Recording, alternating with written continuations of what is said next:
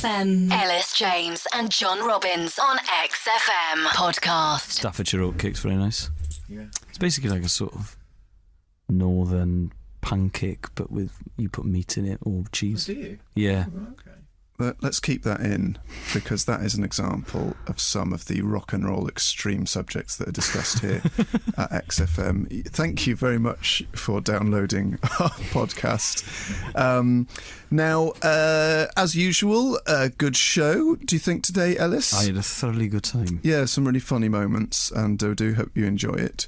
But as promised, the pre-podcast treat, which we're now enjoying, is about to get a little bit more spicy, because we launched our email address Sunday at xfm.co.uk so that you can get in touch with us about any of the issues in the programme that maybe you missed live but have caught up in the podcast. That makes it sound like this is a podcast intro from 1996. We've launched our new electronic mail address.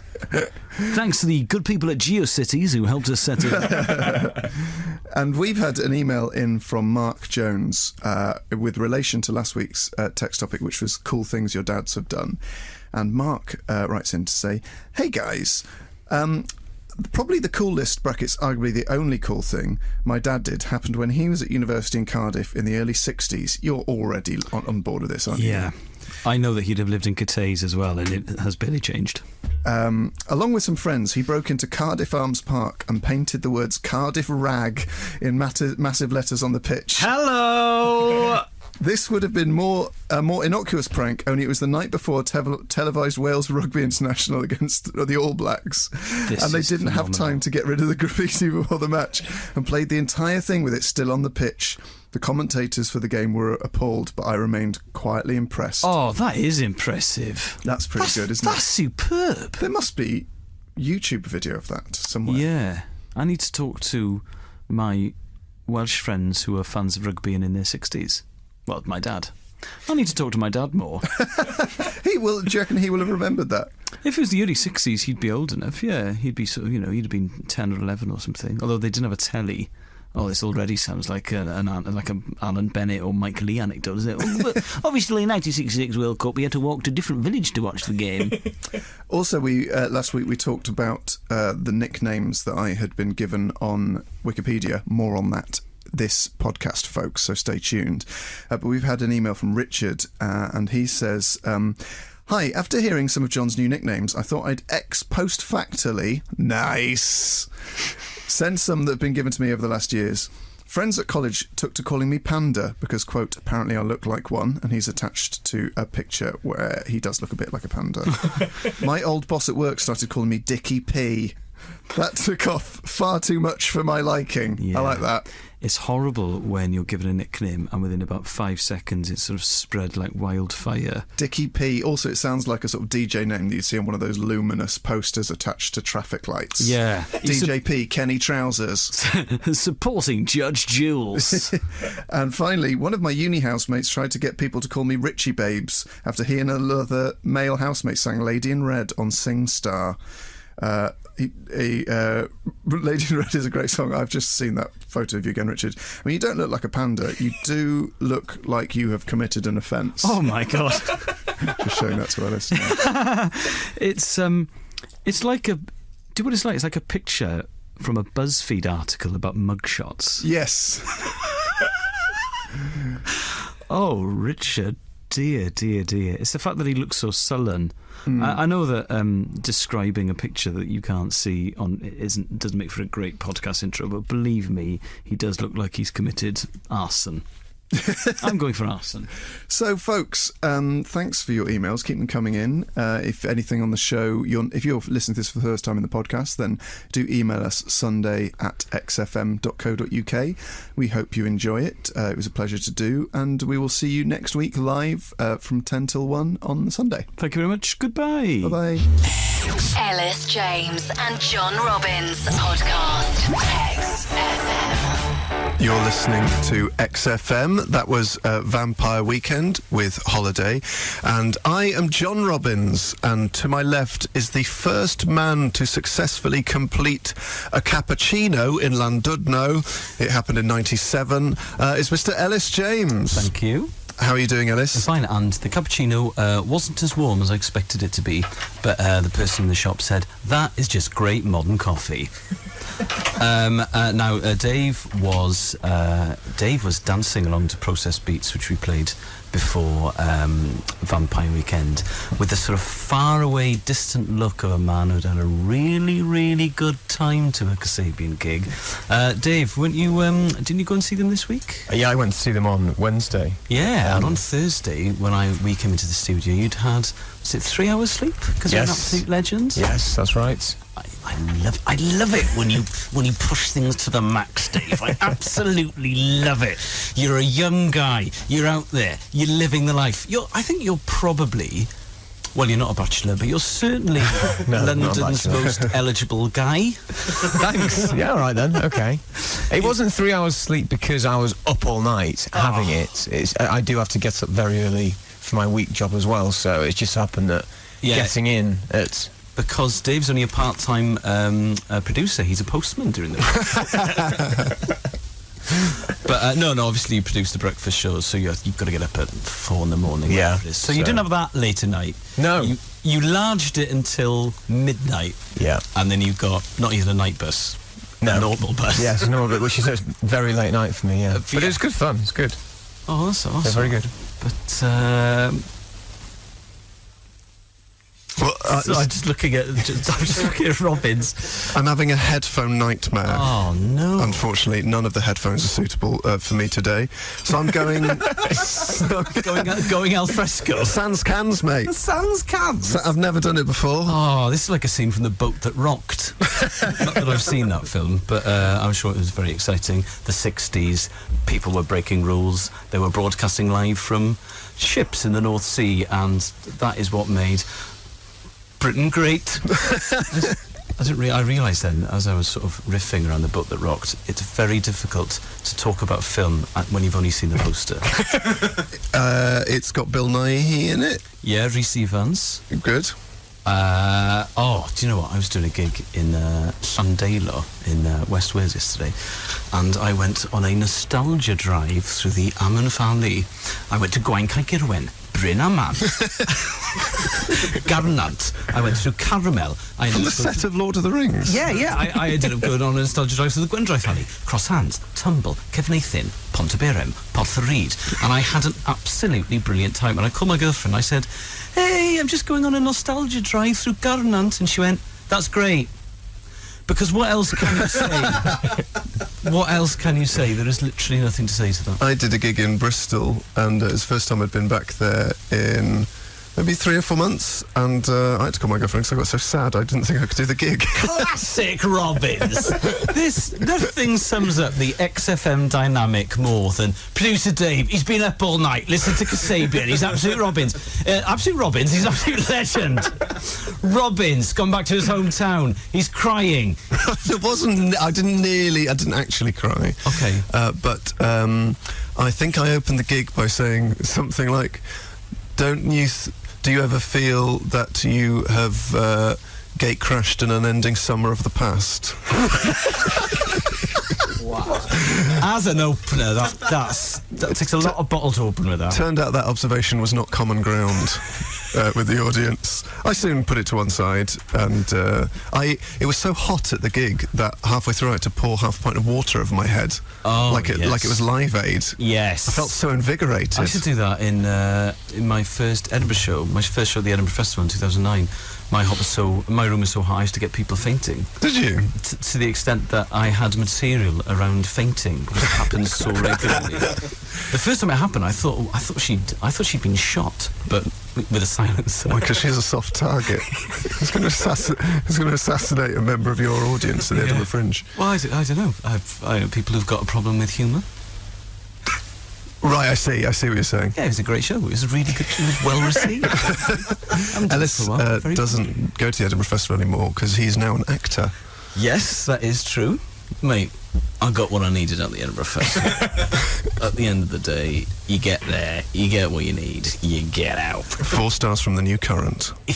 Yes. That is a very niche joke that I should not have said. No, well, let's explain it. The New Current is Is it even a website? Or is it not I've just done a Q&A for the New Current for this year, so I'm not bad-mouthing them, but they are an example of the sort of publication that people in Edinburgh will pull quotes from their posters that no one has actually heard of.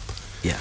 But great work, guys, and do run my Q&A on the front page. It's got some interesting insights there. The only 5-star review I've ever got was from last doing gigs in New Zealand by whimsicalbanana.co.nz. But I wasn't given 5 stars, which I could put on the poster. I was given 5 whimsical bananas. Oh, God. Potential 5 whimsical bananas, which I was thrilled with.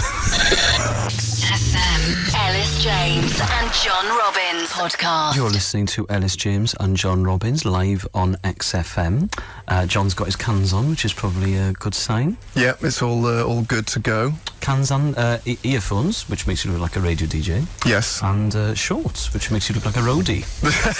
This is the first time I have ever broadcasted in shorts. How does it feel?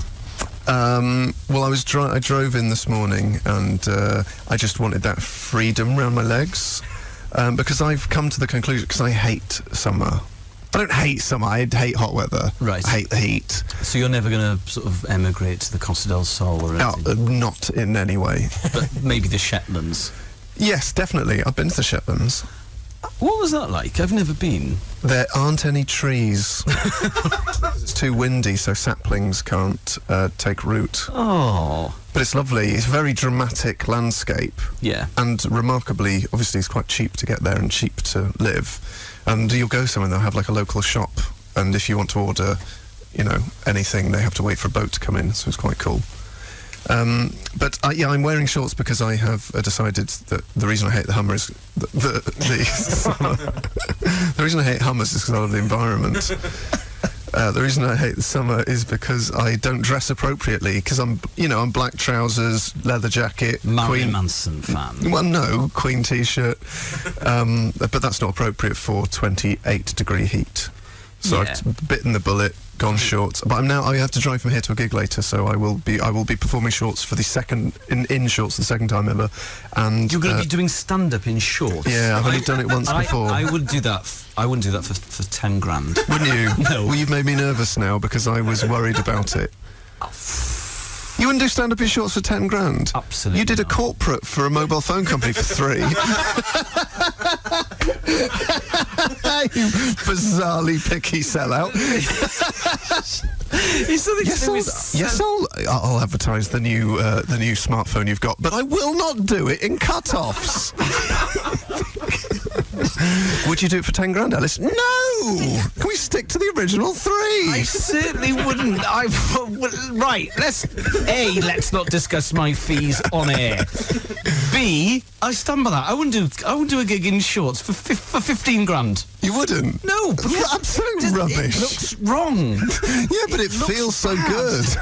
I don't care how it feels. Right, if there are any rich Saudi billionaires out there, I would love to put this to the test. Do you know what I will do? I will do it for 50 grand if I get to wear the shorts I used to wear, that I still own, the Umbro football shorts I've had since 1995, that 4 separate girlfriends have described as gross.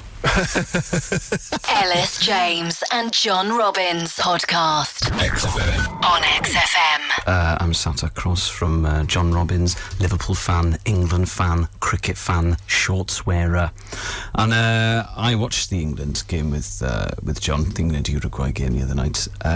But because it's already worth it watching football with my girlfriend, she's not a sports fan. To the extent that I convinced her that this World Cup, which I think is the best World Cup of all time, lasted another 11 weeks.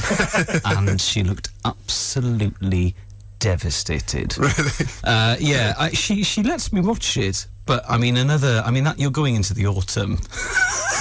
They have made psychological abuse a criminal offence now, Elis. Yeah, sorry, mate. Oh God, I feel terrible now. It's very difficult not to take advantage of someone who knows so little about sport. I took my girlfriend to watch Barcelona play. We were on holiday. Really? Yeah. We were on holiday in Barcelona. You went to the new camp? I did go to the new camp.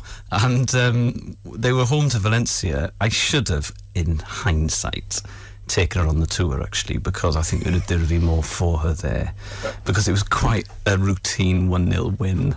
And it wasn't really brilliant. She got excited for the first bit because obviously there was 90,000 people at the game or something. But it was fairly standard stuff from Barcelona. And then Adriano scored a screamer from 25 yards, and the whole ground went mental. And my girlfriend didn't get up. And then she went, what? What's happening? What? And I said, well, they've scored. Barcelona are 1-0 up. And she went, oh, have they?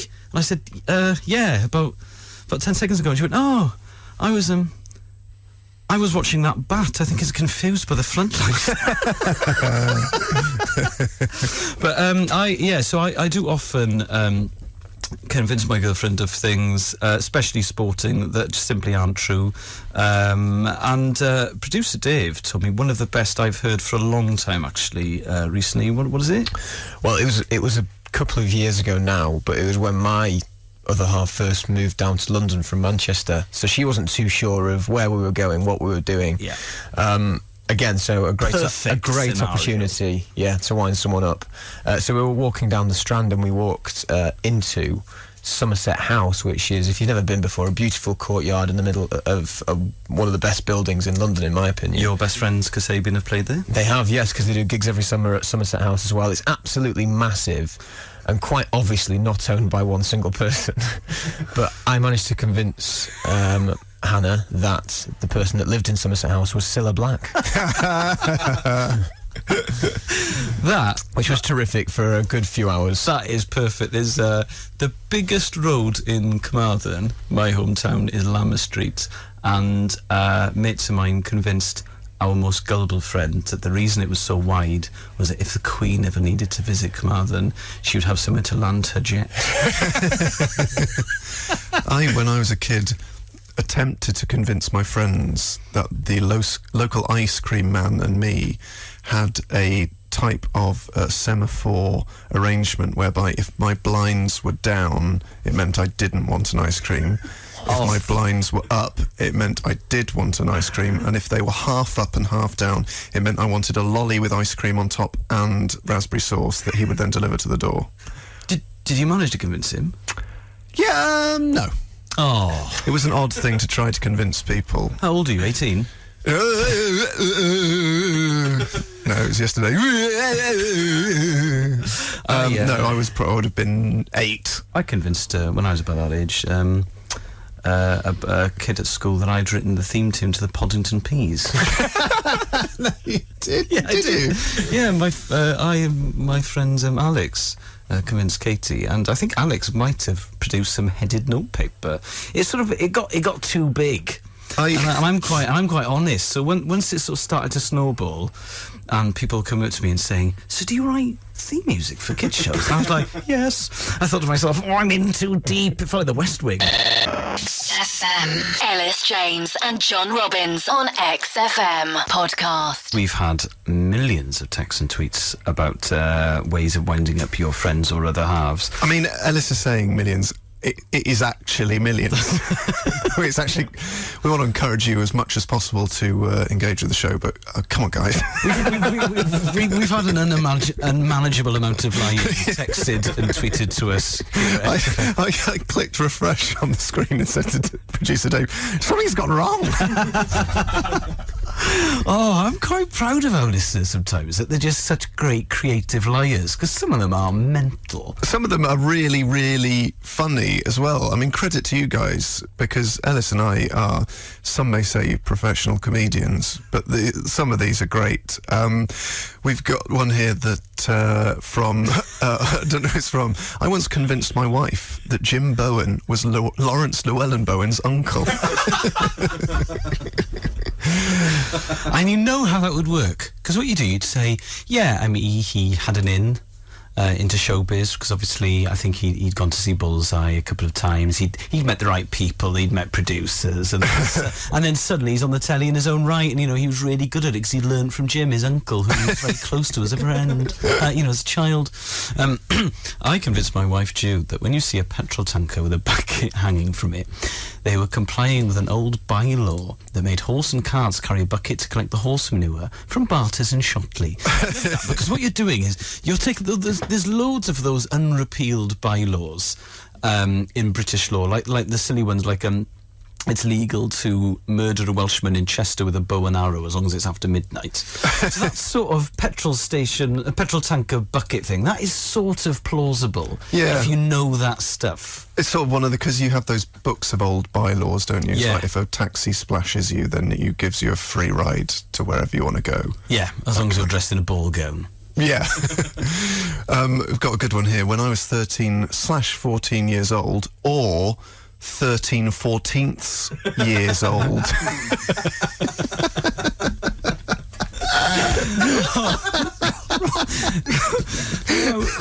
Robbins is most famous as an anecdotalist and not a maths-based sort of comedian. But he's so proud of that. He's gone red. He's got his head in his hands. Producer Dave has let go now. Dave's laughing. We'll try and work that out in decimal for any young people. When I was 13/14 years old, my friend from school, Mark Lansley, what a great name for someone from school, Yeah. Lansley, convinced me he was having an affair with Samantha Fox, though he wasn't married, so does that constitute an affair? That's from Adam Sanders there. So we're going to continue wading through these responses, folks. Keep lying. Keep lying. sending us your lies. XFM. Elis James and John Robbins on XFM podcast. That was We Sink by Churches, or as Robbins insists on calling them, churches. Well, that's how they insist on spelling their name. Yes, fair enough. So maybe I'm right. Producer Dave? No, you're not. It's So why churches. do they write it churches? Because they're zany and wacky. Okay, well, be zany and clear. It was just zany for zany's sake. If my name was spelt Gvhn, people would call me John. You know, I wouldn't say, actually it's John, but I'm zany. They go, well, you're unclear. Anyway, we have been discussing things you convinced either your children or your partner or your friends, and we've got so many. We'll read some more out later in the show, but a good one here. I convinced my wife that Mick Hucknall was going to stand as our local MP, and he would be moving in next door. I live in a terraced house in Walthamstow. From Phil in E17. I love the choice of celebrity. Yeah, because Mick Hucknall is he's been not unfamous, but not in the limelight long enough that you can imagine he would stand on a ticket of local issues. Yeah, because if he lived in Walthamstow. Because XFM's very own Dave Rowntree stood as a Labour MP somewhere in London. Did he? And he now he's a solicitor, and he now does legal aid, as well as being the drummer in Blur and on XFM. What a legend. What a legend. Makes me feel I haven't done quite enough. I'm not a drummer in any bands. I've never stood as an MP, and I'm not qualified to do anything. Medieval English? Yeah, there's not a huge call for that these days. No, can someone translate Anchor in a Wissa? The ancient Gnostic text. And the way you like people being zany, as long as they're clear, means that you're a fun guy. Yeah. So, coming up, we've got music from the Black Keys and Rage Against the Machine, which I'm excited about. Has that had the swears removed, Dave? Dave? We shall find out. Well, no, because me and Elis are responsible for any fines, so I really want to... Okay, yeah. Yes. Yo, good point, John. Well, I was just trying to, do a radio tease, so listeners would be like, "Oh, will the swears be removed or not?" I see. So we shall find out. We found, basically, you've forgotten there, Dave, that John and I were told this week just how much fines can be on the radio if you get stuff wrong, and it terrified me. Yes, so okay, it is the radio edit of Rage Against the Machine in that case. Good. Good. Then that's absolutely fine, because I'd lose my house, mate. Yeah. I'd lose my house. Ellis James and John Robbins podcast. XFM. It's now time for regular 11:09 p.m. AM feature, Sacred Cow. XFM's Sacred Cow. Sacred Cow. Sacred Cow. Folks, this is the time of the show where me and Elis and you, the listener, debate the rights and wrongs of acclaim given to those big bands, musicians, whether they deserve to be lauded or whether they should replace their laurels with a dunce's hat. And something in the air suggests to me that today it's going to be a big one. Last week we had the band called... Who? Nirvana, was it? It wasn't... Yeah, of course it was Nirvana last week. So that was a big one. I think we're going for a double big one because of whatever is in the air or not in the air. So, Elis, it's your turn to nominate. Everybody, strike a pose, because this week, up for Sacred Cow is... You're right to guess it's controversial. It's the Rolling Stones. Whoa! And it's not all right now. Producer Dave has done it again by choosing one of my favourite songs of all time, one of my Desert Island discs, but I am nominating the Stones. This is such a great song. Oh, stop making my job hard for me, Dave. Because we've sort of reached a stage with Sacred Cow where the bands, like early doors, there were people that, like the Sex Pistols, I all out hate all of their songs. You're an idiot. But now, especially with like Nirvana, Bowie, there's always going to be one that one of us loves, but I think you've lost your tiny brain this week, Elis. I have got a tiny brain, but it's in my medium-sized head. There's a lot of empty space in there. If your brain was in your large-sized trousers, then you would not be nominating the Rolling Stones for Sacred Cow, because without a shadow of doubt they are the sexiest band, not anymore, but were the sexiest band on earth. They were very sexy. I'll defend my nomination for the Rolling Stones. I'm a big Beatle head, and they do not... A Beatle bum. All right.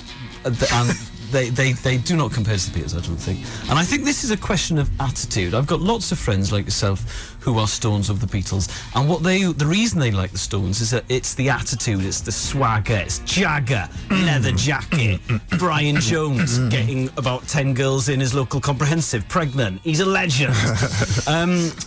But I really love Let It Bleed, and I love Exile on Main Street, but I don't think they're actually an amazing albums band, and they were always musically about 6 months behind the Beatles, I think. I think they used to follow McCartney and Lennon's lead, and also, whilst I've got 40 licks, I only listen to 21 of those licks. There are 19 licks that I don't listen to on 40 licks, and I don't think that's a good enough. But the problem with 40 licks, so, okay, here's a difference with the Beatles. The problem with 40 licks is that has to represent their span of their career, and unfortunately for whoever had to compile 40 licks, the Rolling Stones have not really written many good songs since 1974. No, that's true. And they have to then cover the 80s, 40 years of the band. That is where true. There's not a lot to go on. Because if you just put Let It Bleed and Beggar's Banquet as a double album, that would be 40 licks. Sticky Fingers. Yeah, Sticky Fingers. Sort of Main Street's really good. But they, like the Satanic Majesty's Request, they were sort of copying the Beatles. The Beatles have already been there and done that. And I just think that when it comes to their albums, the things that you would usually sort of judge a band by, I just don't think they've got anything to compare to the Beatles, to Revolver or Pepper or the White Album. And also, the Stones found their groove quite early on and didn't really change as radically musically as other groups who are that massive. Like, I don't think that their back catalogue is as varied as the Beatles or Led Zeppelin. They didn't have any concept albums as such, not really. The Stones. And, but I just think... So here's my problem with the Beatles, which feeds into why I love the Stones, is that I don't feel any emotion from Beatles songs. So, like, their love songs are great, but they leave me dry. It just feels like I'm listening to a crooner.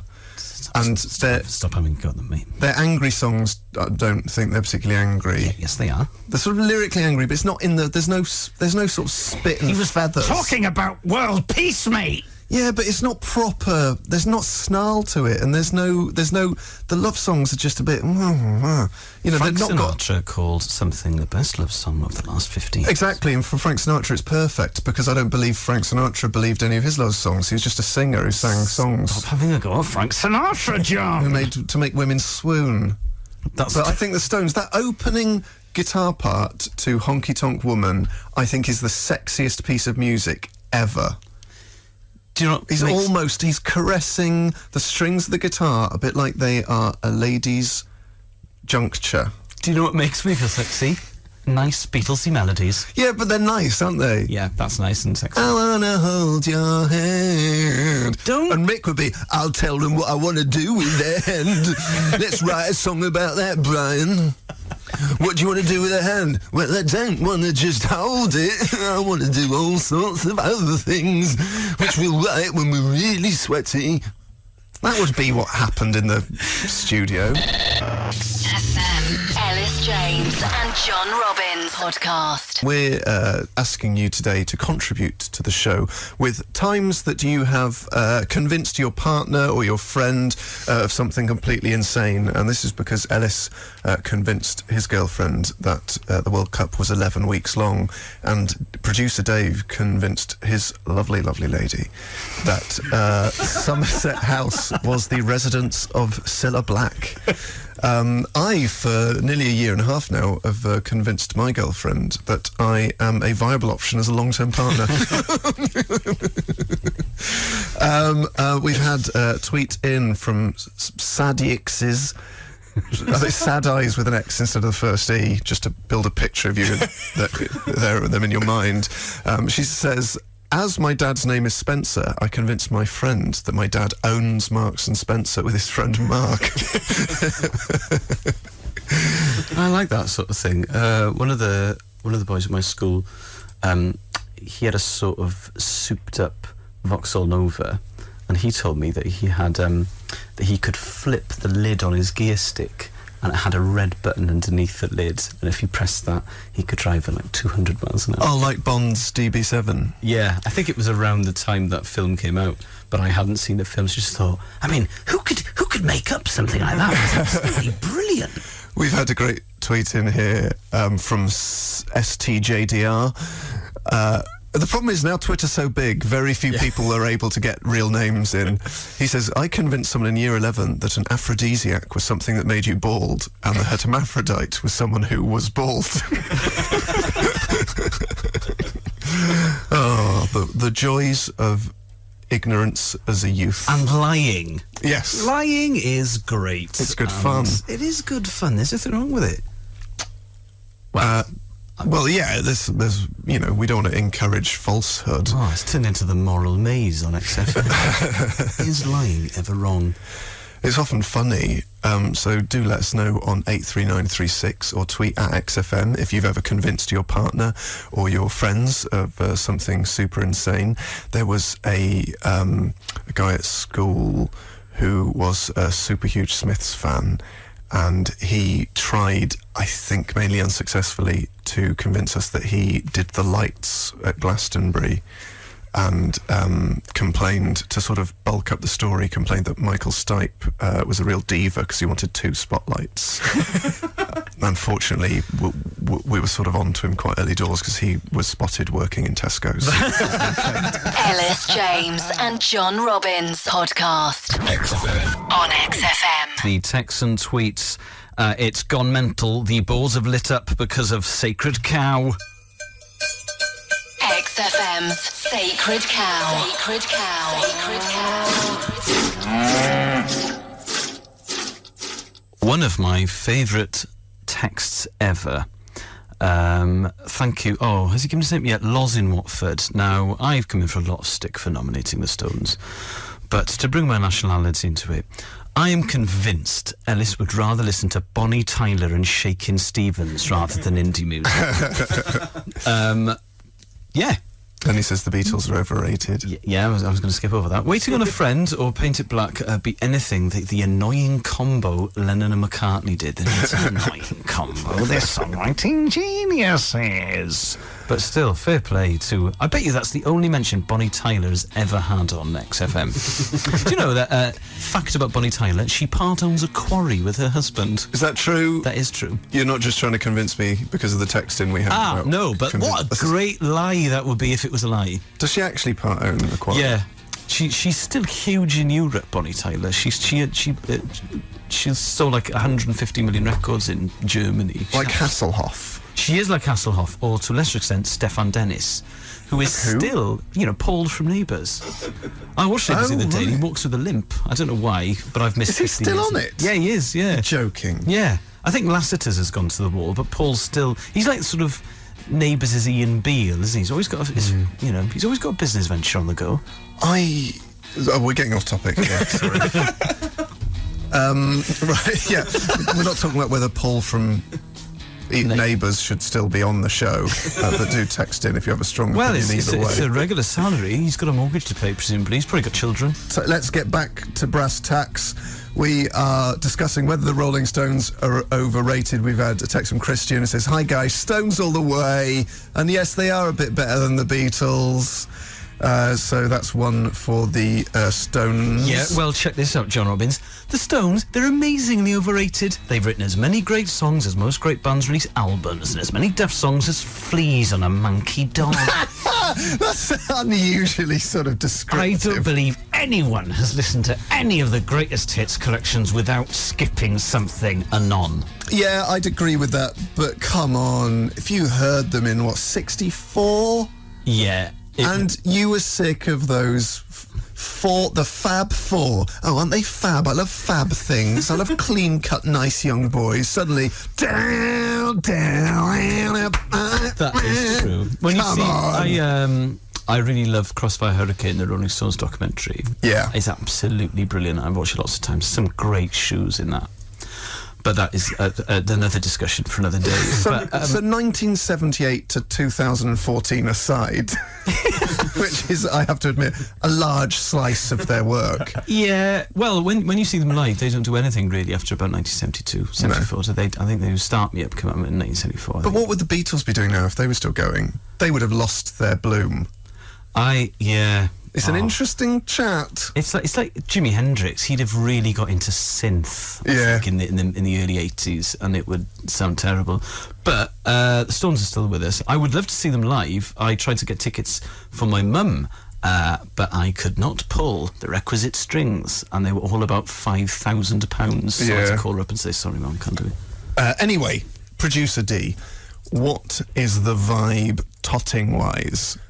It's quite one-sided today. There were a few people that were with Elis, mainly big Beatles fans. Thank you. But John's already celebrating. I've just realised how bad those shorts are. Oh, come on.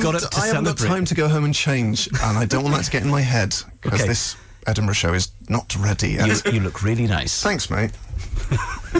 Stop dancing. The Rolling Stones are going straight in the paddock. Fair enough. Oh, Qualo. Listen to this guitar. Listen. He's just caressing. Oh, he's not touching them quite hard enough that you want him to, and he will do in a bit when you're ready. XFM. Elis James and John Robbins on XFM podcast. Walk Me to the Bridge by the Manic Street Preachers. You're listening to Elis James and John Robbins on XFM. I'm still losing Twitter followers at a breathtaking rate because of my nominating of the Rolling Stones. If you'd like to nominate or suggest a Sacred Cow for us, or if you have a problem for our next feature, Textual Healing, get in touch with our new email address, which is sunday@xfm.co.uk.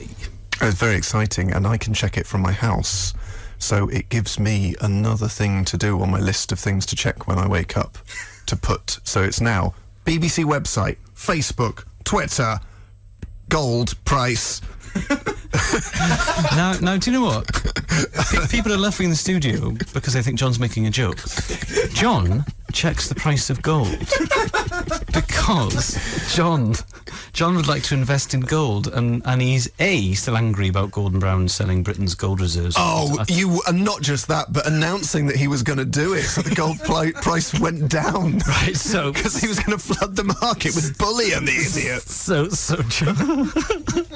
I mean, that was a catastrophic error of judgment. Right. Oh God, a bit of satire on XFM. This is great. Is it satire? 5 years ago. Anyway, but Yeah, we had a drink. John and I had a drink the other day, and we were talking about ISAs because we're two young hip DJs who've got the world at their feet.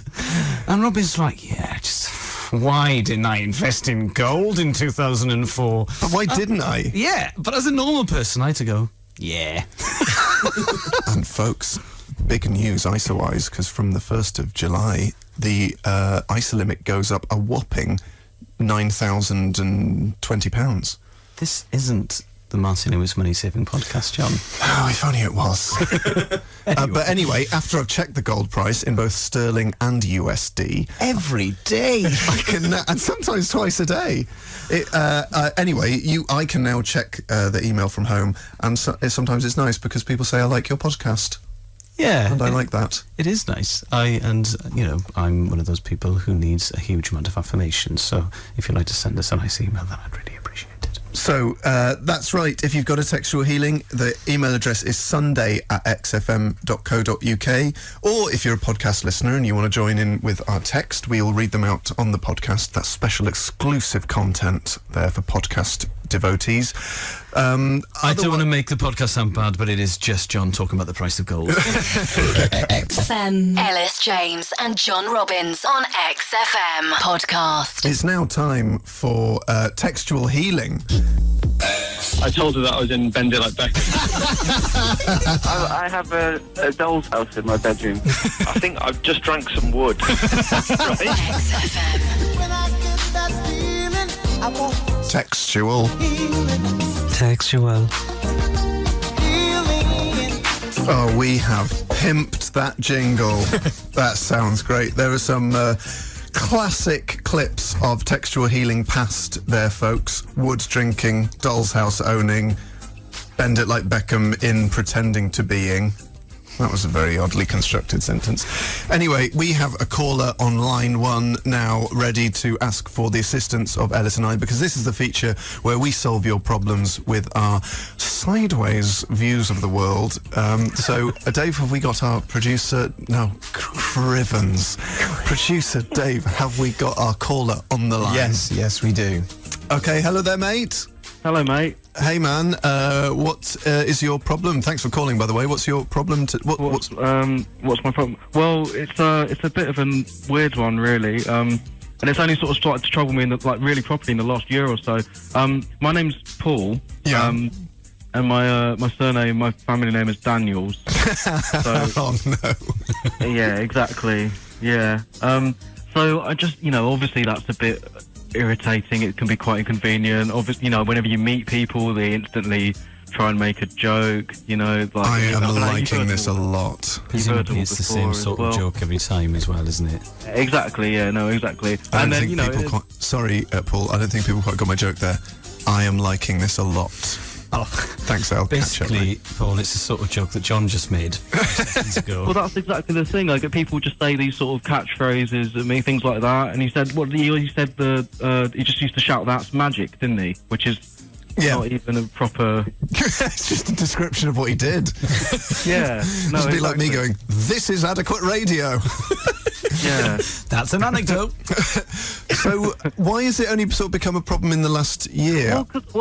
I think it was all... He's sort of a sort of figure that's been forgotten about a little bit. But I don't know if you remember last year when all the flooding was going on, sort of in like Gloucestershire and that. Oh, area. yeah.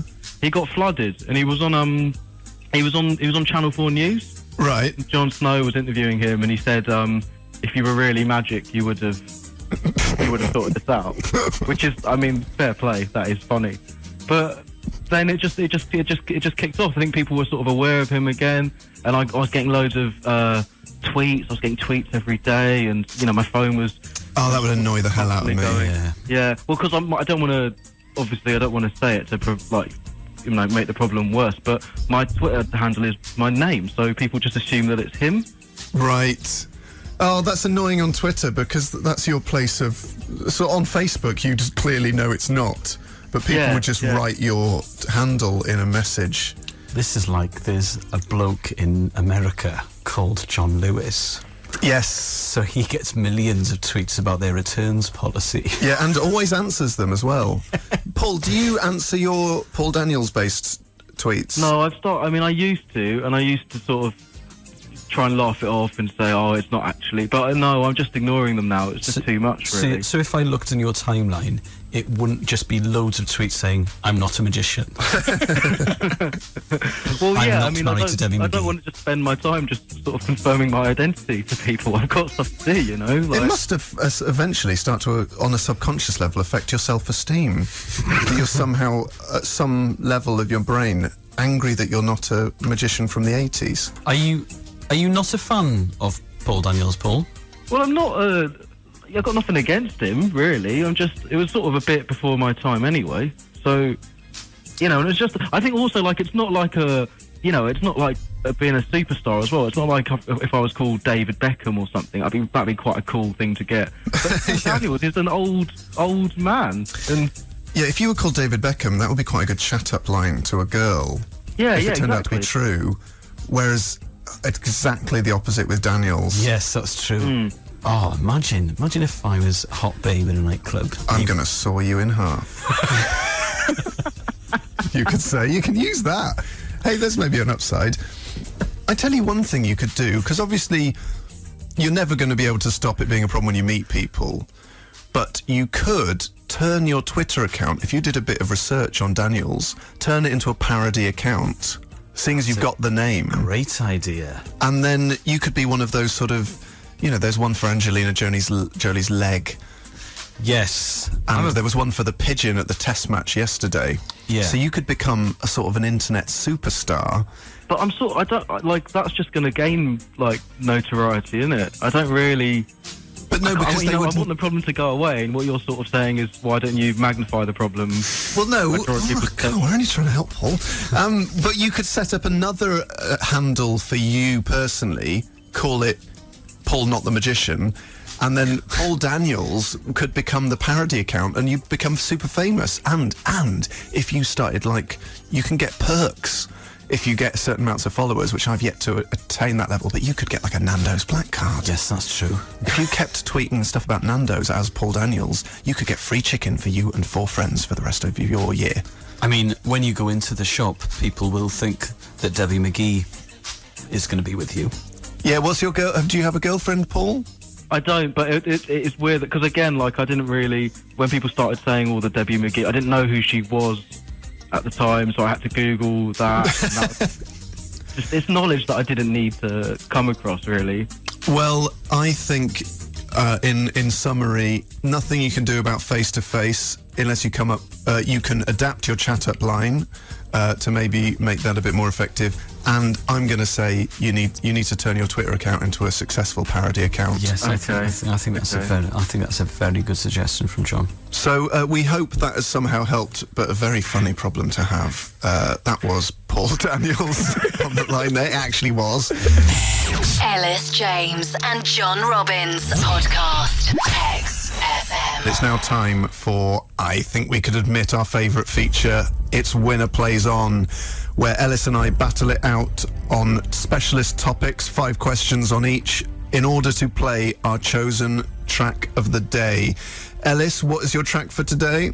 My track Yes. is Cigarettes and Alcohol by Oasis. And mine is Comfortably Numb by Pink Floyd, which is about a similar topic, but dealt with in a slightly more interesting manner. Now, last week, you will remember, last week was the whitewash, wasn't it? Yeah. It was Elis 4, Robbins 0, the first 0 we've had because my Harry Potter knowledge deserted me. This week, to replace Potter, I have chosen the lifetimes and work of Mr. Sherlock Holmes, which he will take on the 1988 Wales Triple Crown winning rugby team, and I can suggest that with his powers of deduction, he's going to be able to beat 15 Welsh rugby players from the 80s. Right. So, Elis, I'm going to toss a coin, see who goes first. Heads or tails? Tails, please, for Wales. Tails for Wales. It is tails for Wales. Right, I'd like to go first, please. Okay, I'll Elis his questions first. Coming up right now, 5 questions on the 1988 Triple Crown winning team. Coming now. Who were the shirt sponsors during the 1988 campaign? They didn't have sponsors on their shirts. Incorrect. It was Admiral. That is not true. Oh, okay, we'll check after. Whose injury time penalty against Ireland secured the Triple Crown? Paul Thorburn. Correct. How many titles has had Wales won prior to the 1988 success? Are we talking Triple Crowns or Grand Slams? Just 5 nations. 11. 16. Who was the overall top scorer in the 1988 Five Nations? Paul Thorburn? No, it was Gavin Hastings of Scotland. Following their success... He wasn't a Welsh player. Following their success, Wales went on to tour New Zealand. In 2 tests, New Zealand scored 106 points. How many did Wales score? Oh, one of the scores was 53-3, wasn't it? So, it was an absolute hammering and Tony Gray lost his job, so I'd say 9? 12. So, Elis, you got 1 there, and there's a disputed question. Now, The at the shirt time, sponsors. there were no sponsors on shirts. Do you mean make of the kit? Because that is a slightly different... I mean the sponsor's name. I think what's happened is I've Google imaged it, and it's been their more recent Triple Crown winning team. Oh, no. I'm Google imaging it now. Because Admiral used to make Wales's football shirts. Oh, in the Elis, you're 70s. bang right. They didn't have sponsors. So you get the point for that. So Elis has got 2 points. All right. Which is kind of me, considering that wasn't the case during Farthingate. Yeah, for people who haven't listened since the start of our tenure on XFM, Robbins once answered questions on the golden age of the milled copper farthing, and one of my questions was in the wrong era. Check it out on the podcast. It's He an went absolute disgrace. absolutely mental, and it was, I would say, he was unreasonably angry, and his broadcasting suffered, but it's fine. Elis, hit me. Okay. John, 5 questions on the life and times of Sherlock Holmes, starting now. Question 1. According to the Sherlock Holmes story, His Last Bow, what is his age? Um, I'm going to have to hurry you. His Last Bow? Yeah. 60. Yes. Date of birth, 1854. Name, this is too easy. Name the first Sherlock Holmes novel. The first Sherlock Holmes extended novel? Yes. Study in Scarlet. According to the Baker... Yes, you're right. Sorry, that was a noise, because I'm annoyed, because I think I'm going to lose it. According to the Baker Street Journal, what is the top-rated Sherlock Holmes novel, with Sherlockian scholars giving it a perfect rating of 100? Novel or short story? Novel. Hound of the Baskervilles. Yeah, you're quite right. I'm now annoyed. Holmes is a trained boxer, but knowledge of which Japanese martial art does Holmes use to throw Moriarty down the Reichenbach Falls? Oh, that's a good question. Is it Kinto? No, it's Baritsu, the Japanese form of wrestling. Fair enough. How many Sherlock Holmes short stories are there? 52? Very close, 56. But it's all come up Robbins. 3-2. Oh! Very close. Good questions there, Elle. And Sherlock Holmes will be back to defend next week. And as a treat, I get to play my track, and I'm really excited because it's Pink Floyd with Comfortably Numb. You're listening to XFM. FM. Elis James and John Robbins podcast. Earlier on in the show, we were talking about ways of winding up your friends or maybe your other half. We've had loads in. We did lots at the start of the show, but they're still coming in by the second. This is one of the best ones. I once convinced one of our electrical apprentices that gremlins exist. I had the whole firm in on it. Lies included. They're a cross between koalas and pandas, bred for Japanese emperors. That's a good lie. They're like advanced parrots. You can teach them a few hundred words, actually. They don't really turn into gremlins if you feed them after midnight. That's just Hollywood nonsense. He wasn't the sharpest tool in the box, Dave from Worthing. That is fantastic sort of shop floor banter. Also, the added the thing about them turning in after midnight is not true. That's a good extra lie. Yeah, those one. little lies that make a big lie slightly believable. Yes. I like, where's it gone? I used to regularly go crying to my mother as a kid because my older brother Lawrence convinced me that Puma and Adidas were swear words. I love that. As if you'd cry because you weren't allowed to say Puma and Adidas. And also, if you were very sensitive to swearing, you'd see it on people's shoes. You'd be like, oh no, it's swearing everywhere. And another one here. I convinced my pal that Caucasian people came from Caucasia. She was a midwife in charge of birth. I guess that's quite believable because it's not a word you hear over here a lot, Caucasian. No, that's true. And it does sound like a part of Asia. Yeah. Oh dear, oh dear. Producer Dave's phone vibrated. Put us off, which meant that we were broadcasting bad radio. Performance-related review coming up for Dave Masterman. It was on silent. You just so happened to hear the vibrations. Your appraisal, you're going to get torn to shreds. The other thing is, it's my girlfriend who knows I'm on air until 1 p.m. Oh dear. Apparently they have a super special boardroom on the top floor. It is true, and it's higher than the rooftop gig where you can see Kasabian and Foster the People, and you only get to go there in very special circumstances. And it's so secret that you're allowed to smoke in there. So you get given a cigar when you go in, unless it's for your performance review, in which case, Dave, you get given your P40. Oh no. XFM. Elis James and John Robbins on XFM podcast. We're coming to the end of the show. Thank you for listening. So, folks, the Wikipedia sabotage has spread to wikipedia.com/Ellis_James brackets Welsh comedian.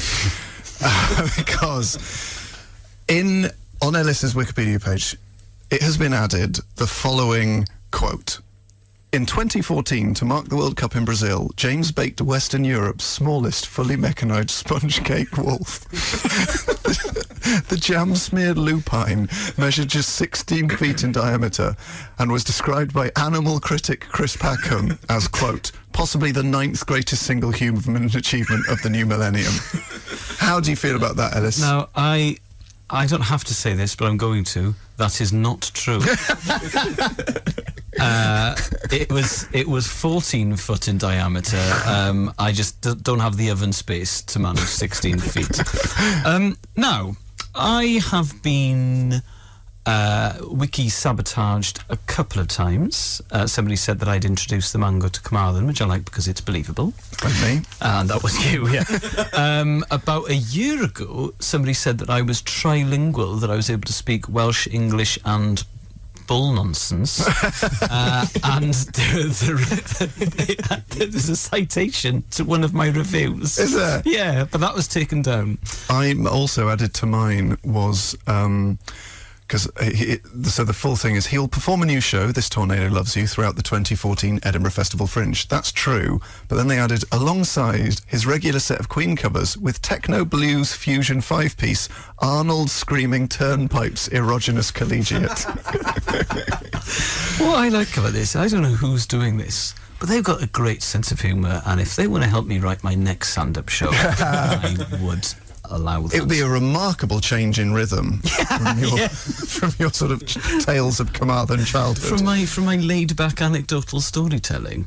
So, folks, there we go. Those have now been taken down. So currently, if you check our Wikipedia pages, all the facts are correct, even though I don't technically live in Ealing anymore. Yeah, but also, just because we've mentioned it in a sort of affectionate way on the show, that it's not a red rag to a bull situation. No, I haven't thrown down the gauntlet to more. There are Wikipedia better ways to contact us. Sundays at xfm.co.uk, 83936 and at xfm, and that's direct inject to the mainframe. Ladies and gentlemen, it's been a wonderful day. We hope you enjoyed the show. Coming up, we've got Sunta Templeton and more great music. Thanks for listening. This, REM with a Sidewinder Sleeps Tonight. Goodbye. Goodbye. If you like this podcast, why not check out some of the other great ones available to download at xfm.co.uk. XFM. Josh Widdicombe. We get more fainting texts. Great. Yeah. The only time, this is from Paul W. Doctor. The only time I fainted was after sucking helium out of a balloon at the opening of a branch of Shoe Express.